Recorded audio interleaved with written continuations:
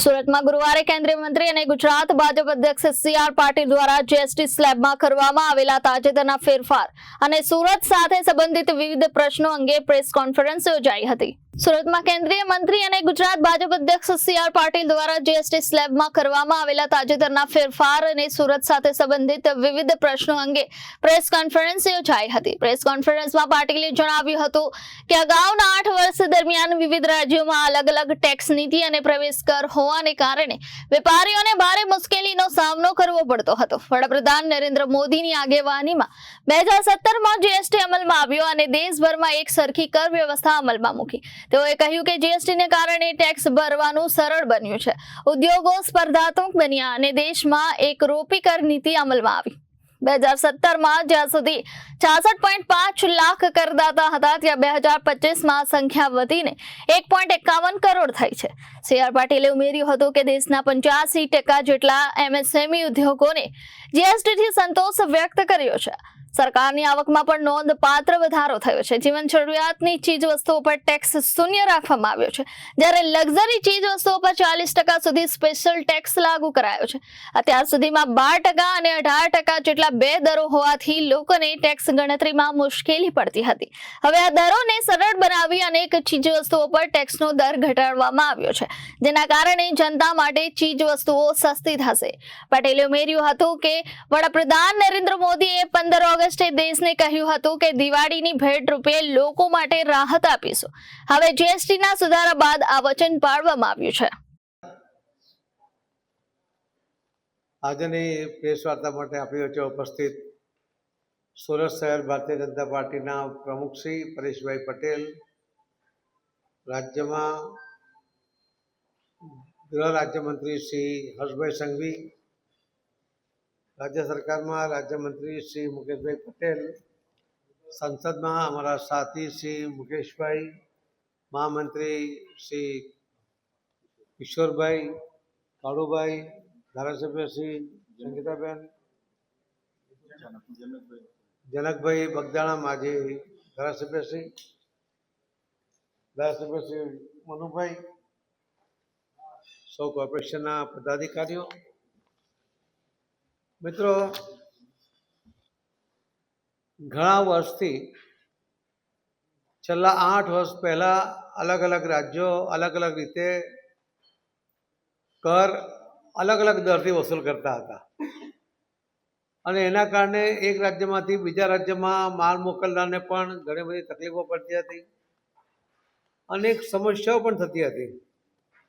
પણ એ સમસ્યાઓને દૂર કરવા માટે બધા જ વેપારી અને લોકોને આ મુશ્કેલીનો સામનો ન કરવો પડે એના માટે માનનીય પ્રધાનમંત્રી શ્રી નરેન્દ્ર મોદી સાહેબે 8 વર્ષ પહેલાં જીએસટી તરીકે આખા દેશમાં લાગુ પડે એ પ્રકારનો કાયદો લાવ્યા અને એના કારણે અનેક ફાયદા પણ આપણને આજ દિન સુધી જોવા મળ્યા છે। 2017 પહેલાં દરેક રાજ્યમાં અલગ અલગ ટેક્સની વ્યવસ્થા, કોઈ એક સરખા દર ન હતા, પ્રવેશ શુલ્ક જેવા વધારાના ટેક્સ લેવાતા હતા, દરેક રાજ્યની પોતાની રિટર્ન, ઓડિટ અને દંડની નીતિ હતી, એટલે લોકો માટે અનુસરણ મુશ્કેલ બનતું હતું। ઇનપુટ ટેક્સ ક્રેડિટ કમજોર હોવાથી દુરુપયોગ થતો હતો, કેન્દ્રીય દેખરેખ હેઠળ ન આવવાને કારણે પણ ટેક્સ ચોરી પણ થતી હતી, સર્વિસ ટેક્સ સાથે ડબલ ટેક્સેશન થતું। આથી સુધારા કરીને 2017માં જીએસટી શરૂ કરવામાં આવ્યો હતો। 8 વર્ષની આ સફર કેવી રહી? જુલાઈ 2025એ જીએસટીને 8 વર્ષ પૂરા થયા। આથી એક રાષ્ટ્ર એક કરનું સપનું પૂરું થયું।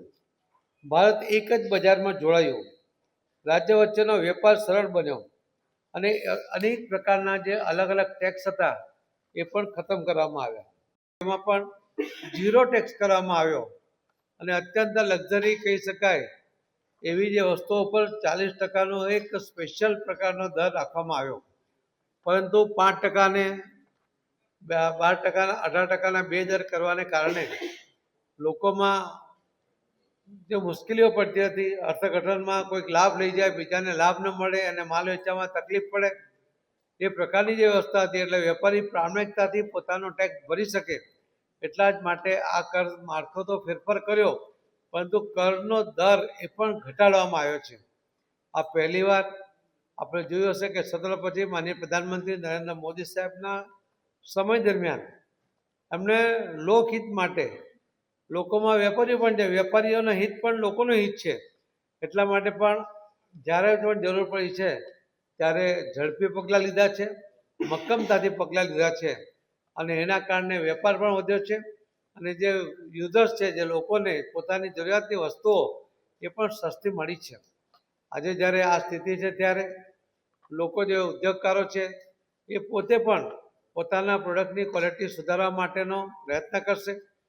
એના કારણે સારી ક્વોલિટી સસ્તા ભાવમાં અને આપણા દેશમાં ઉત્પાદિત થતી હોય એવી વસ્તુઓ જે આપણને વાપરવા મળે, એની પાછળનો આ પણ એક ધ્યેય છે કે જે વેપારીઓ છે એ વેપારીઓને ક્વોલિટીની સાથે જો પ્રોડક્શન એનું વધશે, ડિમાન્ડ વધશે તો પ્રોડક્શન વધશે અને પ્રોડક્શન વધવાને કારણે પણ એના ઓવરહેડ ઓછા થવાથી એની પ્રોડક્ટની કિંમત પણ ઓછી થવાની છે. તો આ એક આખી સાયકલ છે અને એ સાયકલમાં માનનીય પ્રધાનમંત્રી શ્રી નરેન્દ્ર મોદી સાહેબે ત્યારે 15મી ઓગસ્ટના દિવસે લાલ કિલ્લા ઉપરથી કહ્યું હતું કે હું આ દેશના લોકોને એક દિવાળીની ભેટ આપવાનો છું અને એટલા જ માટે 22મી સપ્ટેમ્બરથી આ જીએસટીના નવા દર એ લાગુ થશે અને એના કારણે અનેક વસ્તુઓ સસ્તી થવાની છે, જેમાં વીમા જેવી વસ્તુઓ પર પણ જે ટેક્સ લાગતો હતો એ રકમ ઉપરનો ટેક્સ પણ એ પણ નાબૂદ કરવામાં આવ્યો છે. તો આ એક ખૂબ મોટું માનનીય પ્રધાનમંત્રી શ્રી નરેન્દ્ર મોદી સાહેબના નેતૃત્વમાં નાણામંત્રી શ્રીમતી નિર્મલાજીએ આ પગલું ભર્યું છે અને એના કારણે આ દેશ એને એક અવાજે બધાએ વધાવી લીધો છે. અત્યંત સંતુષ્ટિની ભાવના સાથે, લાગણી સાથે લોકોએ આ જીએસટીના સુધારાને વધાવ્યા છે. એ વાત આપના માધ્યમથી લોકો સુધી પહોંચે એનો અમારો પ્રયત્ન છે. Reporter Arvind Rathod, Janadesh news, Surat.